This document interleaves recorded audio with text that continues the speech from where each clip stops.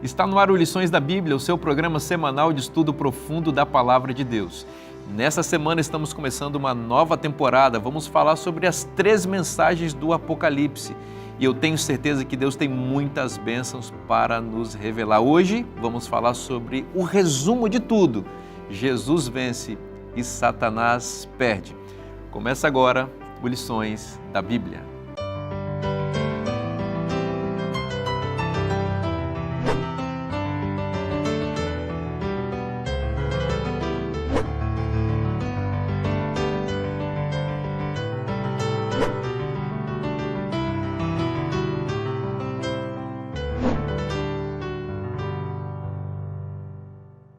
Este é o Lições da Bíblia, o seu encontro semanal de estudo profundo da Palavra de Deus. E nós estamos começando uma nova temporada, uma temporada imperdível para você, especialmente que se interessa em profecias bíblicas. Vamos falar sobre as 3 mensagens do Apocalipse. Vamos viajar por essas mensagens tão poderosas que se ligam com todas as Escrituras, toda a Bíblia, estão aqui resumidas nessas mensagens tão importantes do livro do Apocalipse. E você sabe, uma temporada nova, novos convidados, e eu vou ter a alegria de, juntamente com você, estar na companhia desses meus queridos amigos que aceitaram o nosso convite para estar conosco ao longo desta jornada. Aqui à minha direita, o pastor Michelson Borges, é editor na Casa Publicadora Brasileira. Michel, seja bem-vindo, meu amigo. Obrigado, pastor Vinícius, pelo convite também. E é bom estar com um colega aqui, né? Trabalho com a revista Vida e Saúde, a Aliança CPB, trabalho com a Lição dos Jovens também e outros trabalhos mais que fazemos por ali. E o pastor Michelson é um especialista em profecias bíblicas, gosta muito de estudar e é muito bom ter você aqui com a gente. Pastor Vanderlei Dornelles, de volta aqui ao programa Lições da Bíblia. O pastor Dornelles é professor no UNASP, Engenheiro Coelho, da Faculdade de Teologia, e professor da disciplina de Apocalipse, defendeu tese em Apocalipse. Que bom receber você aqui mais uma vez. Obrigado, pastor Vinícius. Fico contente com o convite e falar de Apocalipse com os amigos, né? Está em casa, né? Exatamente. E aqui à minha esquerda, o pastor Adenilton Tavares. Que bom receber você, meu amigo. Você também, que é um professor de Apocalipse na Faculdade Adventista da Bahia, na FADBA, onde me formei, nós nos conhecemos por lá. Também defendeu tese na área de Apocalipse. Eu acho que nós estamos com uma equipe assim bastante forte nessa área. Todos os 3 aqui dominam o assunto. Eu acho que nós temos muita coisa para aprender, e especialmente com você também. Seja bem-vindo. Para mim é uma alegria muito grande estar aqui, compartilhando desse momento aqui com os colegas e estudando esse livro da Bíblia tão importante para os nossos dias, para o nosso crescimento espiritual. É uma alegria estar aqui. Amém. Alegria é nossa. Eu pedi a você para fazer uma oração para a gente começar. Vamos orar. Senhor nosso Deus, nosso Pai que estás nos céus, que alegria, Senhor, estarmos juntos neste momento para estudarmos a Tua Palavra. A Tua Palavra traz conforto ao nosso coração, a Tua Palavra traz segurança ao nosso coração, a Tua Palavra traz a convicção de que a nossa vida está nas Tuas mãos.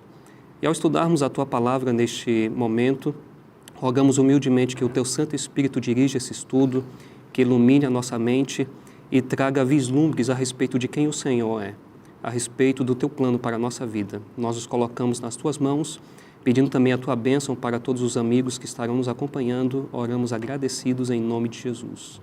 Amém. Amém. No centro do Apocalipse, nós encontramos um capítulo muito importante, que é o capítulo 12, que apresenta a história do mundo, né? Resumida ali em símbolos muito impressivos, muito fortes e que revelam o plano de Deus para nós. Pastor Dornelles, é muito interessante perceber como este capítulo, o 12 de Apocalipse, tem um link, uma vinculação muito forte com outras passagens da Bíblia, especialmente no início do grande conflito com Gênesis 3. Dá a sua visão a respeito da sua compreensão sobre o capítulo 12 e essa vinculação com este capítulo tão importante do Gênesis. É interessante que todos os estudiosos do Apocalipse, né, percebem que o Apocalipse está conectado com o Antigo Testamento de forma muito próxima. Desde os primeiros séculos, né, até alguns cristãos, a princípio, né, tinham dificuldades de aceitar o Apocalipse porque diziam que o Apocalipse era um livro judaizado, hebraizado, né, cheio da cultura, né, hebraica. Então, eles, como cristãos, entendiam que o cristianismo seria uma ruptura, né, com o judaísmo, tinham dificuldade de aceitar o Apocalipse, assim como Hebreus, né. Então, os personagens, as frases, sabe, as expressões, as imagens, né, períodos de tempo do Apocalipse, virtualmente quase todos eles podem ser localizados no Antigo Testamento. E aqui em Apocalipse 12 não é diferente, né? A gente tem dois personagens principais, é a mulher e o dragão. E o dragão é a antiga serpente. Então, ou seja, Apocalipse 12 está recriando, né, a cena do Éden, sabe? Em que a serpente dialoga com a mulher e a mulher decide, né, comer do fruto. E aí depois Deus vem e fala, porém inimizade entre ti e a mulher, entre a serpente e a mulher, né? Então, Apocalipse 12 retrata essa inimizade, essa batalha, né, que há entre a serpente, que é diabo e Satanás, e a mulher como uma manifestação, uma miniaturização, né, da comunidade do povo de Deus, sabe, que aguarda o Messias, né? E o Messias aparece em Apocalipse 12, o Messias rompe o ciclo, né, de decisões erradas, sabe? Que o dragão fez, que a mulher fez, que a descendência faz, né?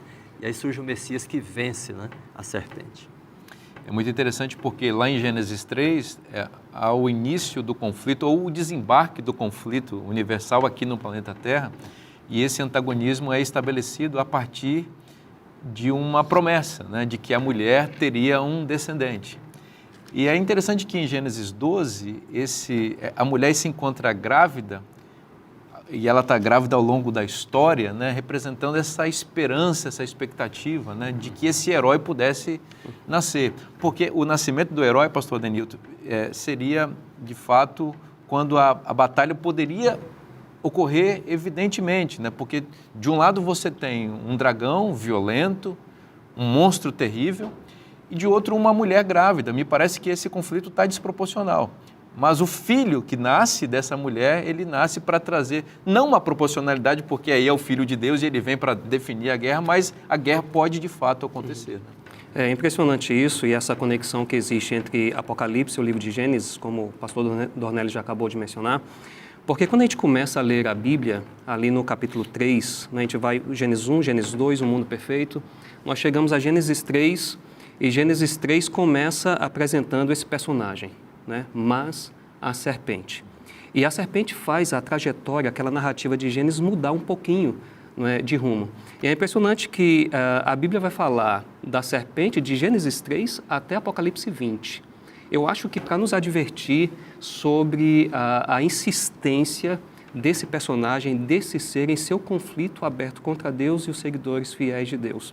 E aí nós chegamos a Apocalipse 12 e a gente encontra exatamente isso, essa insistência no conflito, não é? Quando nós lemos lá no verso 7, houve peleja no céu.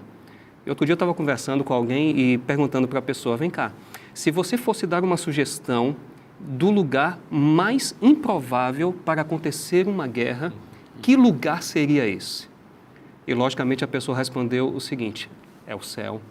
Não é? E o parágrafo ali começa com essa frase, houve peleja no céu, para despertar a nossa atenção para o fato de que Satanás está realmente em conflito aberto. E quando a gente continua lá em Apocalipse, eu gostaria de ler rapidamente aqui alguns textos. No verso 7 a gente lê que houve peleja no céu, no verso 17 do capítulo 12, aí diz que o dragão se irou e foi pelejar contra a mulher. Quando a gente vai para o capítulo 13, no verso 4, nós temos a pergunta, quem pode pelejar contra ela? Ou seja, a besta. Você vai para o verso 7, o texto insiste na ideia de peleja. Foi-lhe dado também que pelejasse contra os santos e os vencesse. A gente vai para o capítulo 16 e o verso 14 fala ali daqueles 3 poderes, né, que estão reunidos para a peleja do grande dia do Deus Todo-Poderoso. Então, o texto insiste nessa ideia de peleja. A gente vai para o capítulo 19... A inimizade que leva à peleja, né? Exato, aquela inimizade lá de Gênesis 3 levando a peleja. A gente vai para o capítulo 19 e nós vemos lá, e vi a besta e os reis da terra com os seus exércitos congregados para pelejarem contra aquele que estava montado no cavalo e contra o seu exército, a Cristo. E aí a gente vai para a última vez na Bíblia em que a palavra peleja acontece. Capítulo 20 e o verso 8. E sairá a seduzir as nações que há nos 4 cantos da terra, Gog e Magog, a fim de reuni-las para a peleja. Essa é a última vez que aparece a palavra peleja na Bíblia. E por que é a última vez? Porque 2 versos depois, Satanás é destruído. Ou seja, a ideia que a Bíblia dá, e o Apocalipse é muito claro e enfático nesse sentido, é que Satanás vai continuar pelejando até o seu último fôlego de vida. Você sabe que você falou uma coisa que parece para as pessoas estranha a ideia de que no céu surgiu a peleja, a guerra, né? Mas se você for para Gênesis 3, por exemplo, tem um outro dado que vai parecer estranho também para as pessoas, quem é que instaura a guerra? Gênesis 3,15, o sujeito do verbo porei inimizade é Deus. É Deus dizendo, eu porei inimizade entre ti e a mulher. Deus falando para a serpente. Então, quem inicia o conflito é Deus. Por quê? Porque se Deus não iniciasse esse conflito, não colocasse uma possibilidade de atrito ou de guerra entre nós e a serpente, nós ficaríamos debaixo da opressão dela. Até porque a mulher, que aparece em Apocalipse 12 lá e também em Gênesis 3, representando a humanidade, como a gente já disse aqui, não tem condição de guerrear contra a serpente. A guerra já está vencida pelo dragão. Mas Deus, ele diz, olha, eu vou iniciar a guerra dando uma esperança para vocês. Sim. Colocando colocando a semente de um herói que vai vir para enfrentar esse dragão terrível que ameaçou vocês. É interessante que Satanás teria trazido os anjos, boa parte dos anjos do céu com ele, né? Formaram uma equipe, né? Sim. E aparentemente a mulher e o homem, né, estariam fazendo parte desse grupo agora. E o que Deus está dizendo é que ele vai estabelecer um fator de resistência, né? A partir da mulher, uma reação, né?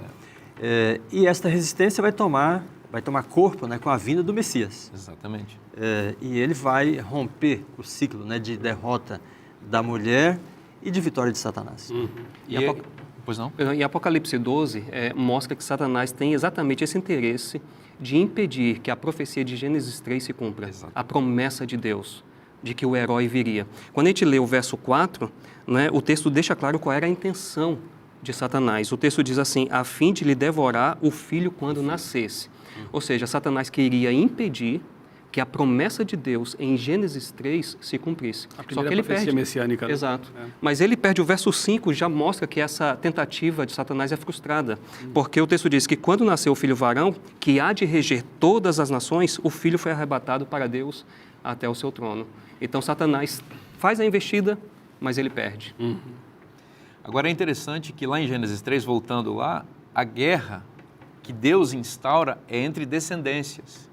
A descendência da mulher e a descendência da serpente. Veja que a serpente também tem uma descendência, que em Gênesis 4 aparece como os filhos de Caim, que estabelece uma linhagem ímpia que vai se perpetuar na história. E a mulher tem uma descendência que vem a partir dela e seu relacionamento com Adão. Depois que os dois filhos, o Caim mata Abel e ele vai se tornar um rebelde, Caim morre, Deus devolve a esperança ao mundo dando um outro descendente, que é Sete. E Sete inaugura uma linhagem de descendentes da mulher, que não é o descendente maior, que esse descendente é Cristo, mas que vão perpetuando a esperança, né? Estabelecendo uma linhagem da qual vem o descendente maior, que é Cristo. E é interessante que depois que Cristo ainda nasce, o texto de Apocalipse 12, 17 diz que a mulher ainda tem um restante de uma descendência, contra a qual Satanás continua irado. E esse mesmo Cristo protege essa descendência. É bonito, né, pastor Michel? Você vê como está tudo ligado aí, né?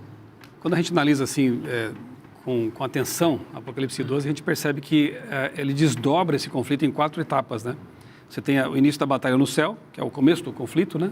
Aquele mistério da iniquidade, Satanás, antes um anjo perfeito, Lúcifer, criado por Deus como um ser perfeito, como todos os demais foram, mas dotado de livre-arbítrio, que é um tema que vamos explorar um pouquinho mais daqui a pouco. Ele então faz uma escolha terrível, se rebela, inicia então um grande conflito. Então a etapa 1 do conflito está lá, o início, o start. Depois ele se desdobra e alcança a terra. Então nós vemos Satanás, esse dragão, perseguindo a Jesus, primeiramente. Tenta usar o Império Romano, né, para matar Jesus, ele tem que fugir para o Egito com seus pais, enfim. Depois ele, não conseguindo, obviamente, destruir Jesus, passa a perseguir a mulher, a igreja, símbolo da igreja em toda a sua história, né? Então ele persegue a mulher, também não consegue, ela é protegida, ela é levada para o deserto, Deus a protege. E então, o verso principal da lição, né? Inclusive é esse aqui, o verso 17, ele passa a perseguir esse remanescente. Esse resto, esse povo que restou dessa herança linda, né? De fidelidade, de doutrinas, veremos isso também ao longo da lição, de verdades reveladas. Esse povo remanescente, não pode ser a maioria então, porque é um resto, ele passa a ser o alvo da ira insana de Satanás. Irou-se o dragão contra a mulher, né? Diz aqui, foi travar guerra com o restante da descendência dessa mulher, dessa igreja, ao longo da história. Ou seja, quem é esse povo? Quem é esse remanescente? Os que guardam os mandamentos de Deus e têm o testemunho de Jesus. E Apocalipse mesmo responde, 19:10, né, que o testemunho de Jesus é o espírito de profecia. É um povo que guarda a lei de Deus e segue as orientações dos profetas, né? Então, esse é o alvo da ira de Satanás nos últimos dias. Outra coisa interessante, eu acho que é bom só por curiosidade mencionar para os nossos amigos que estão acompanhando o programa, é que nesse trimestre, ao estudarmos aqui, né, as 3 mensagens angélicas, estamos no core, no núcleo do Apocalipse, né? Apocalipse como era comum na literatura hebraica, ele é um livro composto numa forma de quiasma, né? É mais ou menos assim, pense no livro dividido em blocos, organizado em blocos. O bloco primeiro, ele tem relação direta com o último bloco. O segundo bloco com o penúltimo. O terceiro com o antepenúltimo, até chegar no miolo. Nós estamos neste trimestre estudando o miolo do Apocalipse. Aquilo que é o mais importante, né? E justamente é o desenrolar do grande conflito. Capítulo 12, a batalha de Satanás contra Jesus, a igreja, o remanescente. O 13, João ele vai pegar uma lente de aumento e ampliar a última parte. A batalha contra o remanescente, as bestas sendo usadas para perseguir o remanescente. Se ficar só no 13, a gente termina deprimido, triste, arrasado, porque parece que as bestas venceram. Mas quando vamos para o 14, que é o assunto da lição deste trimestre, nós já vemos os salvos, aquela coisa de avanço e retrocesso, né? O Apocalipse está cheio disso, não é um livro linear. É tipo um filme que você vê assim, 3 anos depois, flashback. 2 anos antes, né? Avanço e retrocesso. Então, João ele faz um avanço no tempo, escatológico ali, e mostra os salvos já na glória. Para dar um pouquinho de esperança, né? Exatamente. Olha, vocês vão passar por isso, uma perseguição terrível, angústia, mas não desanimem. Mas não desanimem. No fim, é o spoiler da história, né? No fim, a vitória é garantida. E depois ele faz de novo um retrocesso na história para dizer o seguinte, olha, esse povo que está na glória pregou esta mensagem antes de ir para o céu, antes de ser levado por Jesus para o céu. Que mensagem? É o que veremos nesse trimestre. E interessante, nesse núcleo aí dos capítulos 12 a 14, nós encontramos 2 mensagens que são fundamentais. Uma delas está lá no verso 11 do capítulo 12, quando dizem, eles o venceram pelo sangue do Cordeiro. Tem um conflito intenso que vai acontecer no capítulo 13, mas o capítulo 12 já dá a pista de como a gente pode ser vitorioso nesse conflito. Eles o venceram pelo sangue do Cordeiro. Essa é uma verdade fundamental no capítulo 12. Quando nós vamos para o capítulo 14, o Evangelho Eterno, não é? A gente observa que esse Evangelho Eterno inclui a mensagem do sacrifício expiatório de Cristo, mas uma série de outras mensagens que são pregadas pelo povo remanescente. A gente vai discutir todas essas coisas mais adiante, mas esses 2 pontos são fundamentais para a gente entender esse núcleo dos capítulos 12 a 14. Não tenha dúvida. Que bênção poder estudar a palavra de Deus. Eu quero fazer para você uma recomendação muito importante. A gente está começando a temporada e você precisa ter esse material na sua casa. A gente chama de lição da Escola Sabatina, é nosso guia de estudos aqui, que pauta toda a nossa conversa ao longo de todos os nossos encontros. Então você já sabe como adquirir. É só acessar cpb.com.br. O nosso programa vai fazer um rápido intervalo. Não saia daí, a gente volta já já.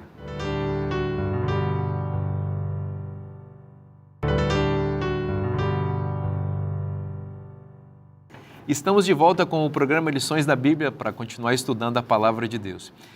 E é muito bom estudar a Palavra de Deus acompanhado de um bom comentário, e bons comentários, os melhores, na minha opinião, são os inspirados. E eu quero recomendar que você tenha na sua biblioteca este livro, que é uma grande bênção, que é uma seleção dos textos da autora norte-americana Ellen White sobre os temas do nosso guia de estudos. Esse livro aqui, As 3 Mensagens Angélicas, é uma reunião, conforme eu disse, de tudo aquilo que a autora, ou do que ela falou de mais importante sobre aquilo que estudamos nessa temporada. Então, se você deseja adquirir esse material, você já sabe, é só acessar cpb.com.br. A gente vai continuar estudando. No bloco anterior, a gente estava falando sobre o início desse conflito no céu e os desdobramentos dele aqui na Terra. E nós vamos continuar falando sobre isso agora. Pastor Dornelles, bom, se tem o conflito, é porque Deus permitiu que isso acontecesse. Então, nós estamos lidando com um Deus que confere uma coisa muito importante às suas criaturas, aos seus filhos, que é o livre-arbítrio. Né? Perfeitamente. Nós falamos bastante já desse conjunto, né, de visões que são narradas aqui nos capítulos 12, 13 e 14.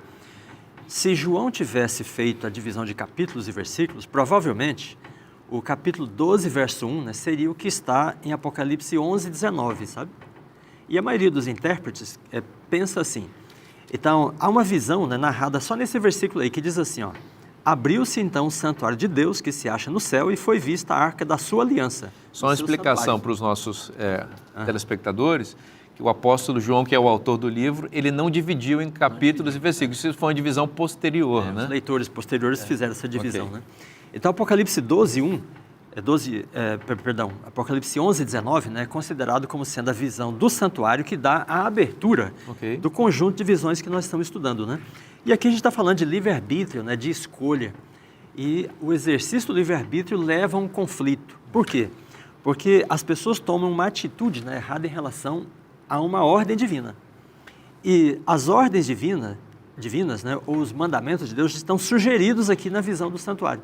Porque a Arca da Aliança era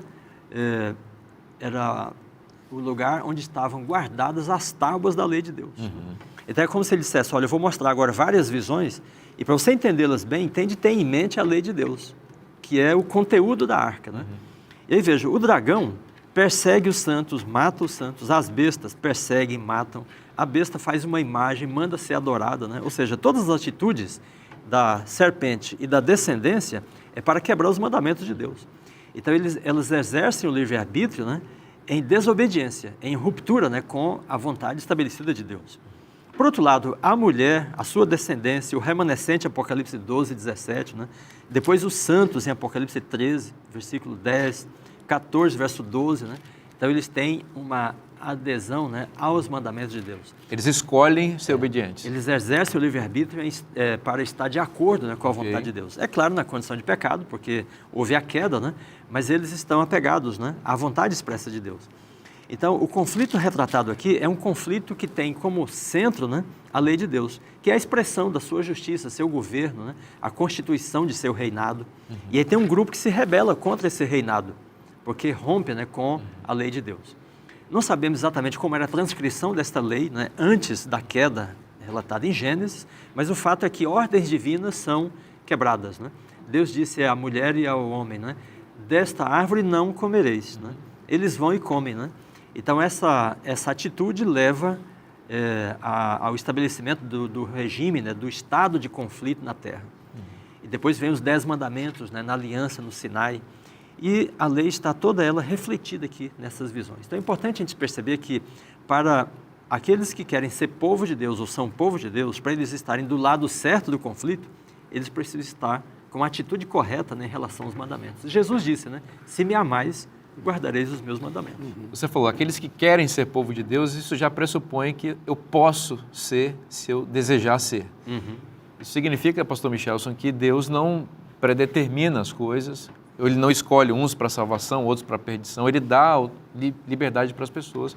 Isso é maravilhoso, mas isso também tem um preço, né? O preço de Deus permitir que as escolhas das suas criaturas tenham as consequências, tanto para elas e, lamentavelmente, até para outras pessoas. E aí a gente explica também o problema do sofrimento, da dor nesse mundo e tudo por conta das escolhas erradas que as pessoas vão fazendo, né? Quando falamos sobre liberdade, livre-arbítrio, né? Livre escolha e um Deus de amor e todo-poderoso, tem pessoas que questionam, mas Deus não poderia ter feito um universo no qual não houvesse mal, não houvesse transgressão, não houvesse tudo isso que vemos no mundo hoje, né? Como consequência dessa rebelião?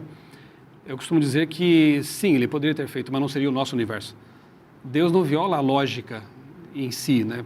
Por exemplo, Deus poderia fazer uma roda quadrada, né? Ou aquela brincadeira filosófica que se faz, né? Deus poderia criar uma pedra tão pesada que nem ele mesmo pudesse erguê-la, né? Então, isso não tem sentido, não faz sentido. Uma roda quadrada não existe e Deus não viola a lógica. Então, Deus poderia criar um universo em que não houvesse mal? Sim, mas seriam todos robôs, autômatos, né? Ou a possibilidade do mal, né? Ou a possibilidade do mal, né? Da transgressão, da desobediência. Seria um universo de seres não livres. Agora, um universo criado com seres dotados de livre-arbítrio, como o nosso, ele traz em si a possibilidade do mal, que é a escolha de se afastar do bem, de Deus.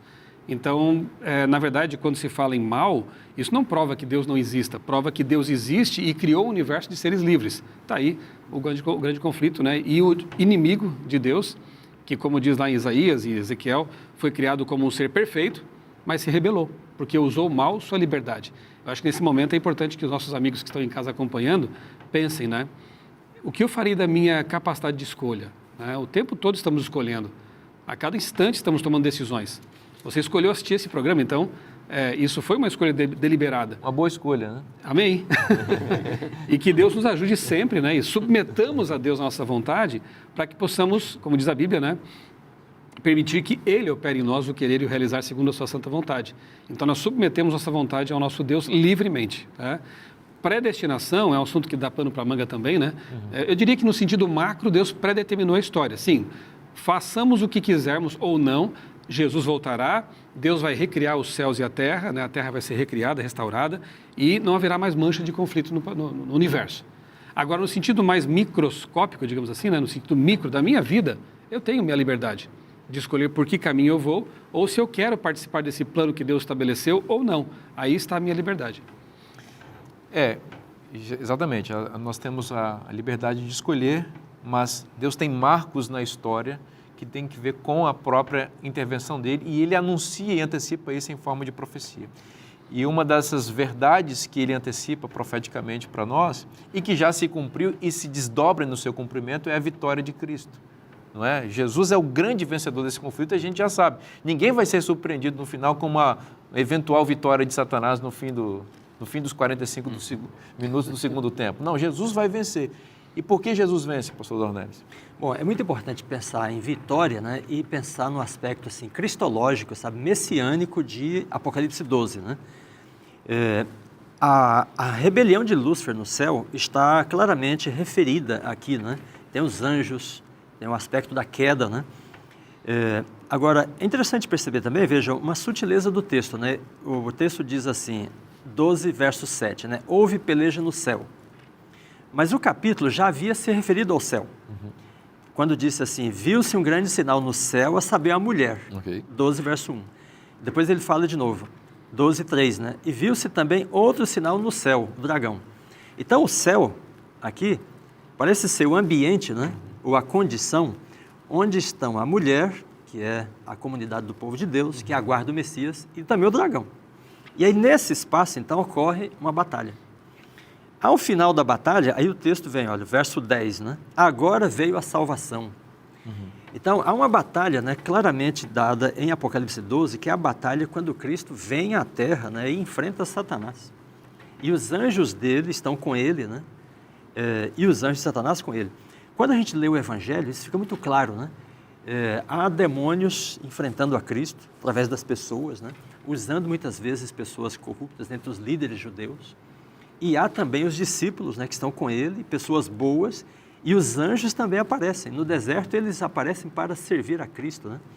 Então, no ministério de Cristo, há uma batalha, de fato, entre Jesus e Satanás, entre os anjos de ambos os lados e seres humanos de ambos os lados. E o final desta batalha é a vitória de Cristo na cruz, né, quando ele derrama seu sangue, faz o sacrifício expiatório. Né? E aí o cântico vem e diz, agora veio a salvação, o poder e a autoridade de Cristo. E depois vem ainda de novo, eles o venceram pelo sangue do Cordeiro. Então, ou seja, o Cordeiro vence pelo derramamento de seu sangue e a descendência da mulher, que está com o Cordeiro, também vence, né, através do sangue, né, da virtude do sangue de Cristo. Então, esse aspecto cristológico, sabe, messiânico, né, evangélico de Apocalipse 12 é muito importante ser percebido. Porque qualquer vitória só pode vir a partir da virtude, né, do sacrifício de Cristo. Maravilhoso isso, pensar. E tem gente que tem medo de estudar o Apocalipse, né? E esquece que o Apocalipse é a revelação de Jesus Cristo. E especialmente no capítulo 12, o pastor Danilton mostra Jesus Cristo vencendo e se revestindo de ampla autoridade para compartilhar sua vitória com seus filhos. Isso para mim é um dos temas mais bonitos de Apocalipse, né? Você falou muito bem, as pessoas, muitas delas têm medo de estudar Apocalipse porque na verdade não percebem sobre o que de fato é o Apocalipse. O Apocalipse é a revelação de Jesus Cristo. Eu costumo dizer em sala de aula o seguinte, se você não for capaz de encontrar Jesus em cada página de Apocalipse, você está lendo o Apocalipse da maneira errada. Né? E quando nós encontramos aqui no capítulo 12 esse assunto da vitória de Cristo e o assunto da autoridade de Cristo, esse é um tema extremamente fundamental em Apocalipse. Isso remete a várias promessas de Deus no Antigo Testamento. Eu me lembro, por exemplo, quando você encontra lá em Gênesis 1:28, quando Deus está fazendo aliança com Adão, ele diz, sede fecundos, multiplicai-vos, enchei a terra, sujeitai-a e dominai-a. Mas Adão e Eva caem em pecado e eles perdem o domínio sobre a terra. E no capítulo 3, a serpente entra em cena. E como a gente comentou no bloco anterior, a serpente vai estar em cena até o capítulo 20.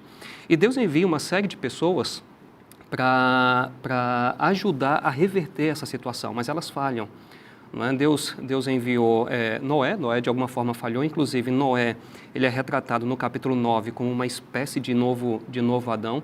A própria nação de Israel, lá em Êxodo, capítulo 1, verso 7, o texto diz que eles se multiplicaram e encheram a terra. Então, Deus está mostrando que ao longo da história da redenção, Ele está enviando pessoas, mas finalmente Ele envia o seu Filho. Não é? E quando nós chegamos aqui no capítulo 12, verso 10, quando o texto fala de autoridade do seu Cristo, isso nos faz lembrar aquilo que nós encontramos lá em Mateus 28, verso 18, quando Jesus disse, toda autoridade me é dada no céu e na terra. E essa autoridade de Cristo, ela está fundamentada em sua vitória na cruz. Não é? E é por isso que Apocalipse enfatiza tanto a vitória de Cristo na cruz. Quando nós abrimos Apocalipse, nós encontramos o sangue de Cristo na primeira página, no capítulo 1, vou ler rapidamente, no verso 5, né? Aquele que nos ama e pelo seu sangue nos libertou. Você vai para o capítulo 5, você encontra a mesma mensagem. Né? Você vai para o capítulo 7, verso 14, o texto faz referência de novo à vitória de Cristo. Você vem aqui para o capítulo 12, verso 10, verso 11, nós encontramos de novo uma referência à vitória de Cristo. Então Jesus vem para recuperar essa autoridade, esse domínio que Adão e Eva perderam. E é interessante que quando nós vamos, por exemplo, para o capítulo 2 e os versos 26 e 27, nós temos aqui a primeira alusão em Apocalipse ao livro de Salmo 2, né? E essa alusão vai aparecer em outras porções de Apocalipse, e é uma promessa que é dada ali no Salmo 2, que se cumpre em Cristo, e Cristo, digamos assim, ele distribui essa bênção com os seus seguidores. Lá no capítulo 2, verso 26, nós lemos o seguinte, ao vencedor que guardar até ao fim as minhas obras, eu lhe darei autoridade sobre as nações. Então, Jesus vence na cruz, ele é revestido de total autoridade e ele nos apresenta o caminho para o céu e o caminho da obediência. Por falar em obediência, isso aqui é um ponto muito importante, conectando tudo que a gente acabou de falar, que o pastor Dornelles mencionou lá no capítulo 11, verso 19, a referência à Arca da Aliança. O pastor Michelson, no bloco anterior, mencionou que os capítulos 12 a 14 formam ali o centro de Apocalipse. E esse centro, ele está demarcado no início e no fim. Porque no capítulo 11, verso 19, que deveria ser que numa organização diferente poderia ser o capítulo 12, verso 1, nós temos referência à Arca da Aliança, e no capítulo 15, verso 5, nós temos uma referência ao tabernáculo do testemunho. Que é o Santíssimo. Exatamente. Né? E você tem ali o tabernáculo, o templo no capítulo 11, verso 19, o templo no capítulo 15, verso 5, mostrando que tudo que está acontecendo aqui no meio tem relação com esse tema, o tema da lei, né, e o tema do que Cristo está fazendo no santuário celestial. Então, Cristo é revestido de autoridade, né? Ele vence, né, na cruz e ele distribui, ele compartilha essa autoridade e essa vitória conosco. É muito interessante perceber que a vitória de Cristo não é por armas, não é pela sua força, né? Muitas pessoas pensam que Deus vence Satanás porque ele é mais forte.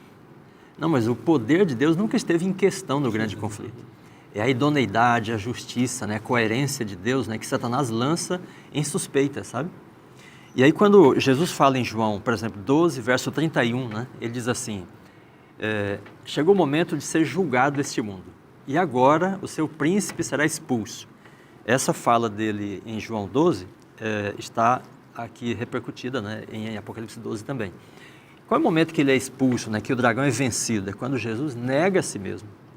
Não seja feita a minha vontade, mas a tua vontade. Então, a negação de si mesmo, o sacrifício, a renúncia, né, é o princípio da vitória no grande conflito. Então, não é uma questão de força, né? É uma questão de submissão. Né? Submissão. E da nossa parte, a mesma coisa. Né?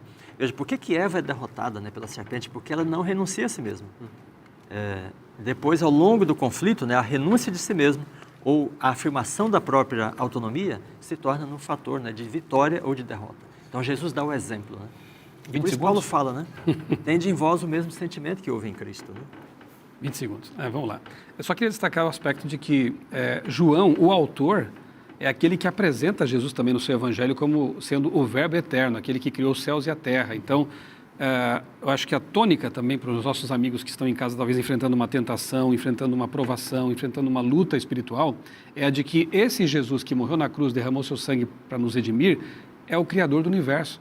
E ele nos oferece o poder para vencer, para lutar contra as nossas tentações, para lutar contra as hostes espirituais que estão aí no grande conflito tentando nos influenciar. É o Deus que se fez homem, é o Alfa e o Ômega, não foi criado, ele existe. É aquele que Isaías 9 diz ser o Pai da eternidade, o Deus forte, o conselheiro maravilhoso, né? Esse é o Deus que está do nosso lado, nos oferecendo a redenção pelo seu sangue e o poder para vencer, porque ele é o Criador. O poder no sangue e na palavra, que coisa maravilhosa. A gente vai continuar estudando a palavra de Deus, mas no bloco seguinte. Não saia daí, o nosso programa volta já já.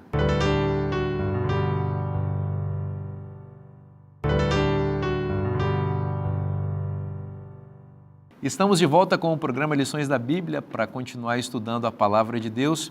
E eu tenho uma dica central para você, fundamental para a sua vida espiritual. Você que deseja aprender mais sobre Deus, sobre seu amor e também entender os planos dele para nos livrar do pecado, que é o grande problema desse mundo. Deus tem uma cura para o problema do pecado e esta revista, desenvolvida aqui pela Escola Bíblica da TV Novo Tempo, vai ajudar você a entender esse tema que vai abrir a sua mente para o plano da salvação. Você quer vencer o pecado, quer aprender como é que ele surgiu, para não cair mais nele, para entender as estratégias do mal. Essa revista vai ajudar você num guia de estudos fundamental sobre esse tema tão importante da Palavra de Deus. Bom, você sabe que esse é um oferecimento dos Anjos da Esperança que financiam a salvação de muitas pessoas enviando suas ofertas aqui para a TV Novo Tempo. Por isso, você que está vendo esse WhatsApp na tela e quer mandar, e pode mandar aí uma mensagem para que nós enviemos para você sem custo, fique tranquilo que você não vai ter nenhum custo, vai chegar gratuitamente na sua casa, tá certo? Então, como é que faz para receber esse material? Muito fácil. Manda uma mensagem nesse WhatsApp que nós vamos enviar para você e eu tenho certeza que essa revista vai abençoar a sua vida e a sua família. A gente está conversando aqui sobre um tema muito importante no início dessa temporada, que é a questão do início do grande conflito e os desdobramentos desse conflito aqui na Terra. Estamos aprendendo coisas muito importantes e vamos continuar aprendendo ao longo dessa temporada. Pastor Dornelles, a mulher é um símbolo do povo de Deus ao longo da história. Essa mulher em Apocalipse 12 está grávida e nasce um filho varão que é símbolo de Cristo também. Mas o dragão continua irado contra ela e diz Apocalipse 12 que ela foi se refugiar no deserto. Fala um pouquinho para a gente as suas impressões e as explicações na sua percepção desses textos tão importantes de Apocalipse. Muito bem, então é interessante perceber nessa figura da mulher, que é um símbolo do povo de Deus, né? E em Apocalipse 12 há pelo menos 3 ou 4 fases, né, em que a mulher é retratada. Então, a princípio, a mulher é retratada como estando grávida, com dores de parto, né, esperando dar à luz. Essa mulher grávida, né, com dores de parto, na expectativa do menino, retrata as mulheres do Antigo Testamento também, sabe? Aquelas mulheres estéreis, né? E todas elas queriam ser a progenitora do Messias, porque a fala de Deus em Gênesis repercute ao longo da história, né? Então, esse momento é antes do nascimento de Cristo. A comunidade está esperando, né? E aí vem o momento que nasce o menino. Então, segundo momento em Apocalipse 12, né? O menino nasce e então é arrebatado para Deus. Jesus nasceu, venceu o diabo. E aí tem toda a narrativa de versículo 7 até o 12, né? Que refere-se à batalha de Miguel e o dragão, mas também tem o seu foco, né, na cruz, que é o momento da vitória. Então, quando você tira esse bloco da batalha daí, aí você tem, então, agora a mulher deu à luz, o Messias foi para o céu, e o dragão agora vai perseguir a mulher. E diz, por 1260 dias, o segundo, né, ou terceiro momento aqui na narrativa. E depois vem o último, né, que está em Apocalipse 12, 15 em diante, né? Aí vem o final da perseguição dos 1260 dias, a terra socorre a mulher, aí entra a figura, né, do remanescente da mulher. Então, pelo menos 3 momentos principais: o nascimento do Messias, a expectativa do nascimento, os 1260 dias e depois o remanescente no tempo do fim. É interessante perceber, né, que a mulher é uma figura que cruza toda a narrativa. Porque no verso 17, ele diz assim, irou-se o dragão contra a mulher. A mulher pura, né, não sai de cena. Ela não é derrotada também, sabe? Se a gente pensar que a mulher é derrotada dos 1260 dias, né, contrariamos a própria visão. Porque ele diz assim, a mulher fugiu para o deserto, onde Deus lhe havia preparado lugar para ser sustentada, né, por 1260 dias. Ora, o que é 1260 dias? É o período entre o nascimento do Messias e sua ascensão e a figura do remanescente no tempo do fim, depois da Revolução Francesa. Então, 1260 dias, anos, né? É o período de toda a Idade Média. Então, em profecia, um dia significa um ano. Então, nós aplicando o princípio de ano. Perfeitamente. Quando nós olhamos a perspectiva de tempo aqui em Apocalipse 12, né, não nos resta outra alternativa senão aplicar o princípio de ano, né, e entender os 1260 dias como sendo o período da Idade Média. O que acontece com a mulher nesse período? Ela é sustentada por Deus. E aqui vem a figura de Israel no deserto, né? Israel não pereceu no deserto. Pelo contrário, a geração que saiu era uma e a geração que chegou era outra mais forte, sabe? Porque o deserto é lugar em que Deus está próximo de seu povo. E assim a mulher é sustentada, né, através dos grupos que estavam espalhados, sabe? Pelas montanhas, as florestas, né? Longe da perseguição da besta e do dragão. Pastor, só um detalhe que é interessante. Deus ele nos ajuda a ter certeza de que essa interpretação é correta com textos paralelos, né? Então você tem esse mesmo período, 1260 dias, anos, em Daniel, Daniel um 7, tempo, né? 2 tempos, metade de um tempo, 3 tempos, né? E meio, 1260 dias, anos. Você tem na E tempos também lá em Daniel são anos, né? Então, são 3 anos e meio que dá 1200. Nabucodonosor ficou pastando lá, 7 tempos, são 7 anos. E em Apocalipse 13, 42 meses, é o mesmíssimo período.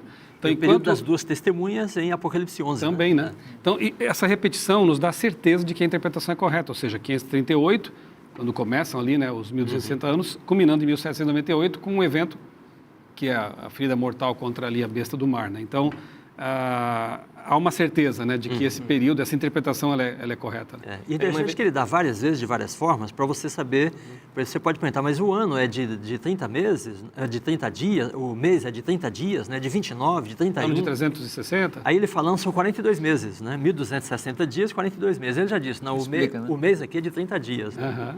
E uma evidência de que aqui a gente deve realmente aplicar o princípio de ano são as próprias unidades que são utilizadas. Porque, por exemplo, você falar de 2.300 tardes e manhãs. Você não vê isso em outros lugares da Bíblia. Então, o próprio fato de que a Bíblia está utilizando unidades que não são comuns em outras passagens da Bíblia dá indício de que isso deve ser interpretado simbolicamente, né, aplicando o princípio de ano. Uma coisa que me chama a atenção, por exemplo, quando a gente vai para o estudo do princípio de ano, lá em Daniel 9, nós temos, por exemplo, as 70 semanas. Quando a gente entra em Daniel 10, verso 1, quando Daniel está falando ali do início do rei ali, do tempo dele, ele fala num tempo de 3 semanas de dias. O texto, a palavra não aparece na língua portuguesa, mas aparece lá no texto em hebraico. Ele fala 3 semanas de dias, dando a entender que o que ele vinha falando antes realmente deve ser aplicado, aplicando o princípio de ano. Né? O texto sugere, né? Muito interessante isso, e esses 1260 dias, /ano, né, o princípio de ano aqui em Apocalipse também, são 3 anos e meio, né? É o período aí. Também uma alusão, uma referência ao período de Elias também, em que ele se apartou, né, para um deserto, e ali foi sustentado por Deus. Elias, que também é um representante da igreja de Deus no tempo do fim. Se quisermos expandir um pouquinho, né, é o tempo de atuação pior da besta do mar, né? Em que ela persegue, ela mata, Inquisição e tudo aquilo. 3 anos e meio, que é uma contrafação do tempo do ministério de Cristo, né? Ela sempre quer imitar, contrafazer aquilo que Jesus faz. 3 anos e meio de ministério. Excelente. Né? E outra coisa que é importante também a gente enfatizar é que esse período não tem uma aplicação futurista, né? Ou a escola futurista pode colocar isso para o futuro, mas a gente vê claramente que o cumprimento está compreendido entre 538, com o edito Justiniano, né? Justiniano permite então que a Igreja Romana persiga, prenda, mate até, e culmina com 1798, acaba ali. Com o aprisionamento do Papa Pio VI por Berthier, né? Então vamos explicar. Esse período que 1260 dias equivale a 1260 anos. Todas as alusões a esse período, seja em forma de 42 meses, 1260 dias e tal, tudo isso que está referido tanto em Daniel quanto em Apocalipse se cumpre historicamente em 538 até 1798. Nesse período, a Igreja de Deus está sendo perseguida, mas, paradoxalmente, ela é protegida por Deus. Então, um remanescente fiel é mantido ali, de forma que a ira de Satanás é muito forte a partir da besta do mar, mas essa ira não é suficiente para extinguir o povo de Deus na terra, porque Deus protege seu povo. O interessante é que você chega em Apocalipse 17, né, tem outra mulher, e ela tem um cálice, né? Diz que ela está embriagada com o sangue dos santos e das testemunhas de Jesus, né? A mulher perseguida em Apocalipse 12, por 1260 dias, é perseguida por outra mulher, sabe? Ou seja, as duas mulheres representam duas comunidades que estão em confronto, né? De forma que a mulher impura de Apocalipse 17 é parte da descendência da serpente. Claro. Sabe? E as duas têm destinos diferentes, elas cruzam o Apocalipse, né? Então a mulher perversa é destruída, né? A própria besta a destrói, Apocalipse 17, verso 16. A outra mulher, Apocalipse 19, 8, né? Diz assim: e foi dada à noiva do Cordeiro ataviar-se para as bodas. E vestiu-se de linho finíssimo, branco e puro, né? Aí depois ele explica, o linho finíssimo são os atos de justiça dos santos. Olha aí, os santos é o grupo perseguido em Apocalipse 13, né? Porque guarda os mandamentos de Deus. É interessante que a mulher de Apocalipse 12, ela foge para o deserto de um monstro terrível, alado, com 7 cabeças e 10 chifres. Em Apocalipse 17, essa mulher impura, Aliada ela a está associada com um monstro, semelhante àquele, com 7 cabeças e 10 chifres, montada nele. E aparece até como uma espécie de consorte ou uma relação adúltera com aquele monstro ali. Enquanto a mulher pura, que aparece de novo em 19, ela é a noiva do Cordeiro que vem. Então você vê uma relação assim quase que matrimonial, né? É matrimonial mesmo. É matrimonial. Sendo De um que a lado, perversa de um lado é adúltera, de Cristo, né? E a outra adúltera com o inimigo, né? Então a mulher perversa em Apocalipse 17 é adúltera, né? Tem uma relação com a besta que retrata a relação de uma religião que mantém um vínculo com o poder civil, né? Com o poder humano. O poder constituído humano, né? Enquanto que a mulher pura tem um vínculo com Deus e com Cristo, né? Que é um poder espiritual. E expandindo essa relação matrimonial, Apocalipse 17 diz, sugere uma traição dessa besta a essa mulher, porque as carnes dela são devoradas por esse mesmo monstro aí. Então isso mostra o caráter de Satanás e seus agentes. Então ele casa, mas ele trai. Do outro lado, o noivo, que é Cristo, é descrito como fiel e verdadeiro. Então ele vem para resgatar a sua noiva, que estava debaixo da opressão daquela mulher impura associada com aquele monstro terrível. Jesus vai voltar em breve e vai nos salvar desse contexto de maldade. Pastor Denildo, que bênção poder olhar e ver Deus conduzindo a história do seu povo ao longo e não permitindo que, embora as provações venham, perseguições, mas o povo de Deus continua sendo mantido por ele. Amém. Amém. Apocalipse mostra que Deus sempre tem um povo fiel, né, ao longo da história. E quando nós estamos caminhando para o final, né, quando a gente fala do remanescente do tempo do fim, Apocalipse nos dá o tempo na história em que esse povo que guarda os mandamentos de Deus e tem o testemunho de Jesus, em que momento da história esse povo surge.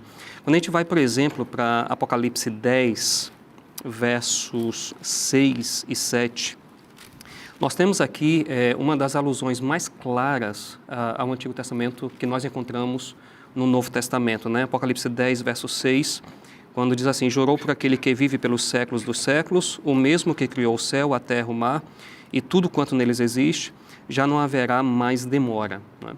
Então, nós temos uma referência aqui a Daniel 12, verso 7, e Daniel 7, 25 também, aquela ideia de tempos, tempos e metade de um tempo.